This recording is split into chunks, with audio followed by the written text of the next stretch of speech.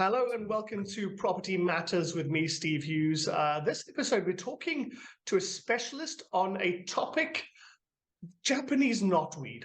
Now, being new to the UK, I had no idea that this was a problem, but having spoken to Craig Hutchison, who's our guest today from VGHL, I believe it's quite a major problem when it comes down to the purchasing of property. Hi, Craig. How are you doing today? Yeah, good. Thanks, Stephen. Great. As mentioned, you are the owner of VGHL, and that's a company which specializes in the removal of Japanese knotweed. But tell me a bit more about what exactly is Japanese knotweed.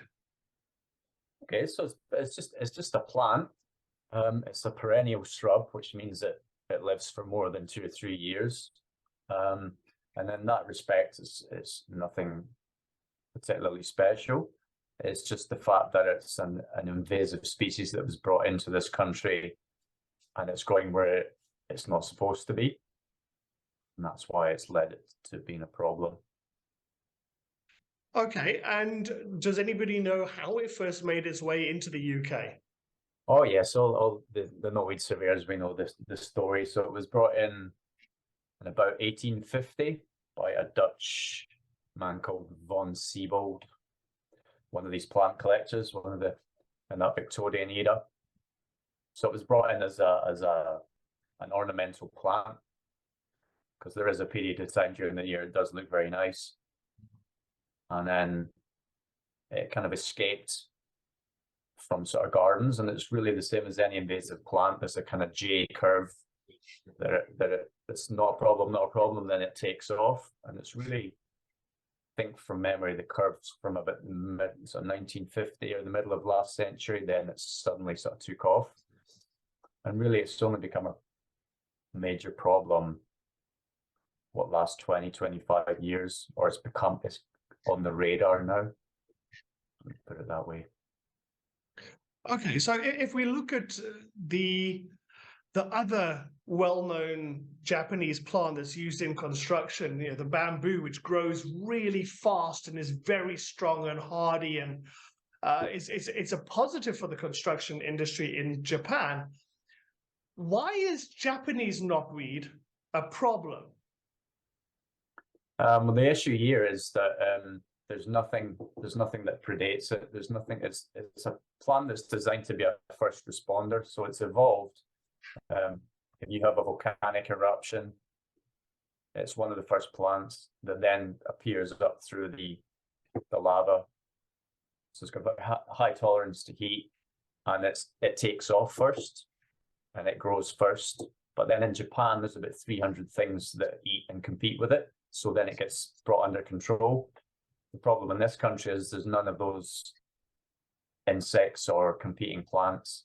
So it grows first, nothing else can get a foothold, and it takes off and becomes a monoculture.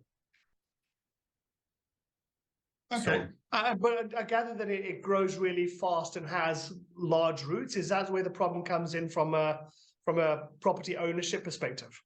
Well, really, it's just the main problem with it is an environmental one. The problem in the built environment and properties is this kind of secondary. But really the issue is where it gets into the waterways and areas in the countryside, where it then forms a monoculture and impacts native plant and animal life. The problem in the environment is obviously the one that most people are aware of, but that's not really the crux of the issue. But I think obviously we want to talk about why it's an issue in the built environment. That's most relevant to what you're talking about. Okay. Are there any myths or fallacies around Japanese knotweed? Oh yeah. The first one is you see, particularly people often they hear about knotweed. First thing they'll do, most things they'll Google, and you see all kinds of photographs that purport to show Japanese knotweed growing up through concrete. So people have this idea that it'll break through concrete, which it doesn't. What it can do is it can exploit any little gaps, little cracks. So you see pictures of it coming up through concrete, but all it's doing is exploiting existing gaps in the concrete or tarmac. It's a very soft, when it sprouts, it's not like a bamboo that pushes up through. So that's one myth. The other one's how it's spread. There's no viable seeds for knotweed. It's actually a clone, and it's only the female plant that we have in the UK. So there are no seeds, so it can't be, birds can't spread it, things like that. It's only spread by what's called rhizome, which I can explain what that is, because that's a word that you'll hear associated with Japanese knotweed.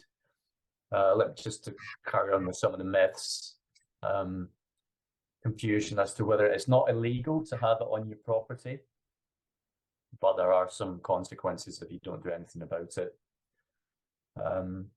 Some people used to think you couldn't get a mortgage if you had Japanese knotweed, which maybe 2012, 10 years ago, that was more true. It's much less so now. And the other one, particularly your farmers and people like that, will tell you, oh yeah, you just pour a bit of diesel mixed with Freya liquid on it, that'll get rid of it. No, that doesn't work. So that's something. Okay, so the fuel on the knotweed doesn't work. No. Yeah, it might kill off the top growth, but it's not going to kill off the store of energy under the ground. So maybe that's a good point to talk about. What you hear this word rhizome. Yeah, I'm curious to know what a rhizome is. It's just that it's basically an underground stem, and so it's not a root. It's biologically different from a root, which is why, as a sort of knotweed professional, we want to use the correct term, which obviously does then lead to us having to explain what a rhizome is. But usually, it's better to do that than to call it a root, because it's not a root. Mm-hmm. But it's just plant biology, and that's what you find, that most of the most invasive type plants are all rhizome based. It's a way of the plant that takes its energy in at the end of the year and stores that in the ground in this rhizome material. So, for example, knotweed, I think from memory, is about 3 times more efficient than the next plant, which I think is willow tree, at storing the energy. So it's Wow. massively well evolved to do that, which is why it only takes a little bit, maybe the size of your fingernail, to grow a new plant from, and that's one of the main issues from it. So if you were to try and that's terrifying and fascinating. Give me some examples of another rhizome. I mean, you wouldn't. It's not a tuber or a root. Then it's a completely different model. Yeah, so it's the way of storing the plant. So it'll knotweed will grow from a crown, which is a very dense area. I think it's 3 times more dense in the crown area than the rest of the rhizome. So that crown area sprouts the canes, and then at the end of the year takes the energy back in, bulks up, and that's where that energy store is. And that's the issue. So if you don't get rid of all of it, you leave one tiny little bit in the ground, and it will also potentially can sit dormant for realistically sort of up to 10 years, certainly 5 years. So it can sit in the ground, and then it gets disturbed after 5 years, and it'll still be able to grow. So this sounds like a plant Godzilla. You know, the Japanese really do know how to have the most terrifying type of plants. So, hypothetical scenario: I've now bought a property and I see this Japanese knotweed. How would it affect my property, or how could it? Okay, so the main, again, to sort of bust some of the myths, there was a lot of stuff on Google, and people perpetuating myths about it causing physical damage. It's not going to cause physical damage, or it's very unlikely to cause physical damage to an existing property, less so than like a large tree, something like that. So the real issue is the use of what they call the amenity use. So how you could use your garden. So if you as a buyer had bought a property, and it's got an area of knotweed in the garden, if that's being treated, they're going to say you can't use that bit of the garden. So implications for how use of those bits of the garden is the main issue. And actually, really the main issue is the stigma that's around it, or has grown up around it. All right, so you say that you wouldn't be allowed to use that part of the garden. Are you referring to building on it, or? Yeah, well, that you raise a good point. That's the key. So, if you bought a property that's so, usually the scenario would be that the seller would have to address the knotweed issue, because a mortgage company is unlikely to lend if there's knotweed that isn't being addressed. Okay. So it's a seller's problem, not a buyer's problem. Well, it should be it should be in order to sell their property, unless they're looking, obviously it's a cash sale option, but anyone that's looking for a mortgage, that's why you've got, we'll probably talk about that as well, that on the property form, the TA6 form, there's a specific question that asks, is your property affected by knotweed?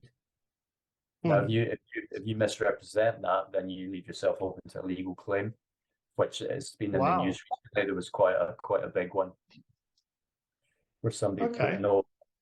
Yeah.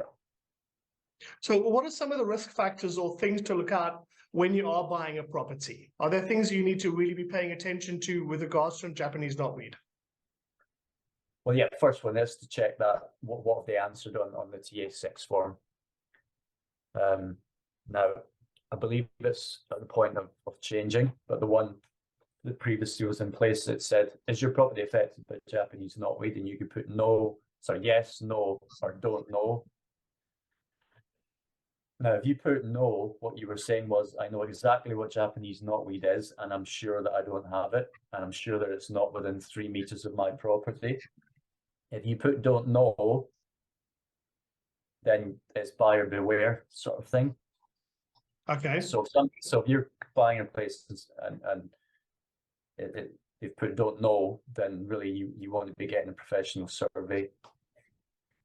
The kind of things. So 3 meters of a property is where it now becomes a problem. Within 3 meters of the property boundary, yeah, because obviously it's the potential to spread back in, which is one of the key problems. It leads to issues between neighbours and neighbouring properties. Yeah. Okay, and what are the potential legal issues that might arise from Japanese knotweed being part of your property?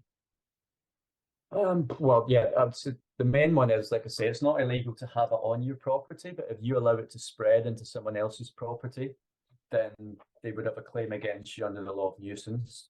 Now, I'm not a lawyer, so I'm not giving any legal advice here, but it's just my experience of doing this for the last 7 years. So the issue is, if you allow it to spread, then eventually your neighbour's got a claim against you. The other, if you've got knotweed in your property and you're trying to get rid of it yourself, it's controlled waste. It's an invasive species, so that you can't just dig it out and chuck it in the bin yourself, because then essentially you're getting rid. As soon as it comes off your property, you have to be a licensed waste carrier, and you have to be showing that it's being disposed of correctly. So that's another potential legal issue. Wow. So it's not just like picking up a weed and chucking it in the bin. No, you've actually got to address it. So it's controlled waste. Yeah. Okay, so what are the treatment options that a professional such as yourself would use in eradicating it from a property, and how long is that process? Okay, so in a normal residential search situation where somebody's not thinking of developing, not building an extension or anything, then you can use a herbicide-based treatment, and that would usually be over 3 years of treatment and a further 2 years of monitoring. So a 5-year process to basically control it long term. And that's just to reference what I was talking about, areas of the garden that you can't use. You've got to watch the sort of standard with a herbicide treatment is that you're then saying you can't then disturb that area of ground that's being treated. The reason being, when you herbicide treat, what you're doing is biologically blocking the plant from growing again. Sure. So the plant's still alive, but the chemicals are stopping it from being able to grow. What can happen is if you then disturb the ground, it prompts the plant to grow again. So I personally, when I'm doing a residential, I will always do a manual dig as well. So just digging to, 30 to 50 centimeters, something that somebody would normally do if they were using their garden, which means that I don't then have to put that in because I've already dug the area, disturbed it the same way as a normal garden user would. So I always point that out because people don't realize that they can end up having paid for a treatment plan that, particularly if you're a seller and you put that kind of plan in place and somebody buys your property and then they're told, oh, well, actually you can't touch, that 4 square meter area of your garden. You're probably not going to accept that as a buyer. Often people are not aware of that. Okay. So it's a 3 to 5 year period. So if I'm trying to sell my property and I find out there's Japanese knotweed, I can't really sell it for 3 to 5 years, or can I start the treatment and then hand it over to the new buyer, or how does that work? Absolutely, yeah, that's the point. With a professional plan in place, the plan, it can be assigned to the new owner. The warranties and the insurance guarantees can then be assigned. And often that's when people put a plan in place. It's for the purpose of selling the property. That's brilliant. And are there any pros and cons? Oh, well, obviously the pro of the treatment is it gets rid of Japanese knotweed. Well, are there any cons to the treatment? Any downsides? Yeah, I mean, I've only really mentioned the one approach, which was the herbicide based, and I've talked about the potential con with that is if somebody isn't doing the manual dig, then in the small print it will say you can't then disturb that area of ground, and that may be okay if you've got a large garden and that bit of the garden's not going to be touched. But certainly in London, mostly that's not going to cut it. There's some other ways of treating it. You could excavate the whole area, dispose of the soil. That's the most complete way, but it's probably 5 to 10 times more expensive and the least environmental option. Yeah. People hear about getting root barriers installed, particularly if there's an issue with knotweed in a neighbouring property. But if you're putting in a root barrier, then you're supposed to go down about 1.5 meters. So again, what the works to dig 1.5 meter trench and install can be more expensive than just offering to herbicide treat the stuff that's in the neighbours. Okay. I would say that's more appropriate if it's a development site, potentially to protect the development site. And you mentioned the herbicide treatment. Is there a specific treatment that you use, and are there any side effects that could be? I mean, is it something that would wipe out a large part of your garden, or is it very much specific to the Japanese knotweed plant? No, it's not. It's a non-specific. It's so that the only one available now is glyphosate, which the trade name is Roundup. And that's, you got to be careful where you're spraying that because that will kill all plants. So it's not something you spray. I mean, Roundup's got a bit of a bad reputation. It's quite strong. It gets in the media. I'm trying to think. Yeah. So the issues in the media tend to be, we've been linked with being carcinogenic. The response to that really is that every country in Europe, pretty much, in the US, have all approved the use of it.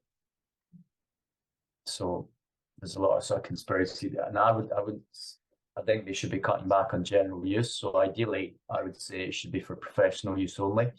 But everyone can go down to their garden centre and buy Roundup. So that's, I think as an industry, we'd like to see the overall use of it reduced. but it's really the only product that's available to treat Japanese knotweed. Okay. And what's the sort of average?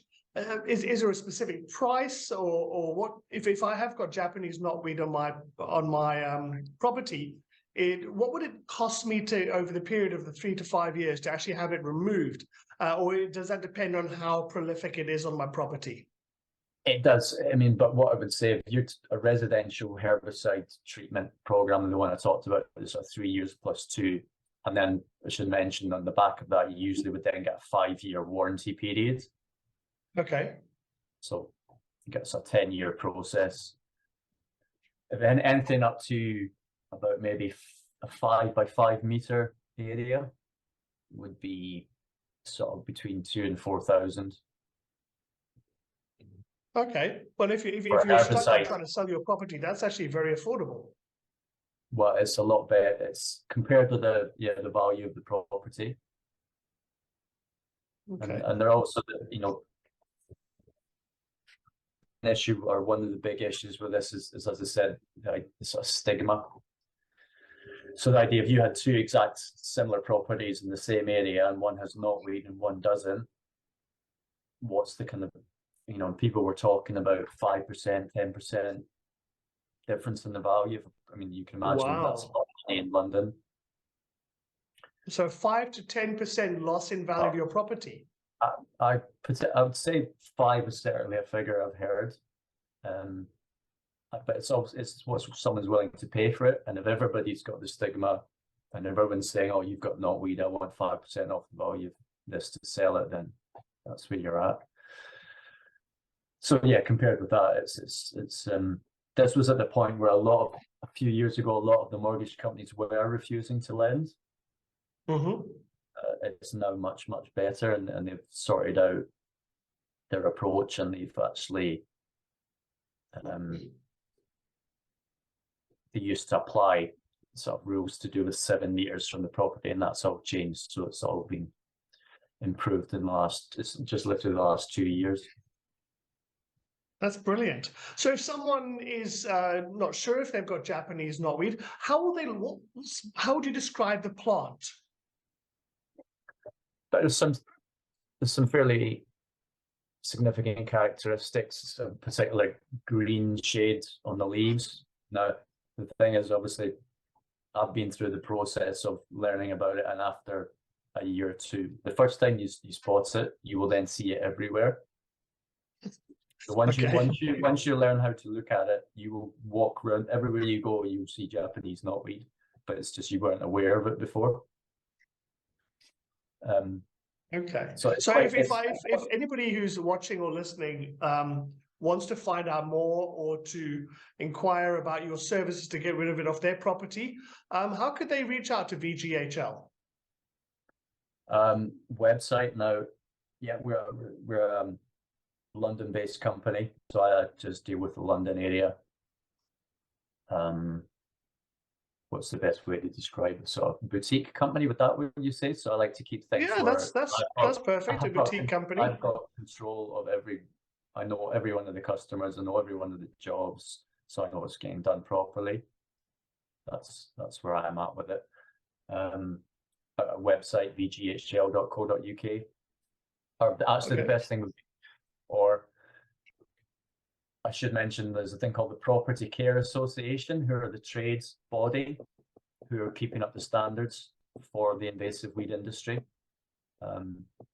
making sure the accredited companies work to a certain standard and are doing things properly. So you can go to their website and do a search for companies that treat in your area. I'd say that's the best approach. Brilliant. Well, I really appreciate your time today, Craig. It's lovely to get a in-depth specialist view on Japanese knotweed with the guidance on what needs to be done to treat it. I thank you for your time today. Thank you, Stephen.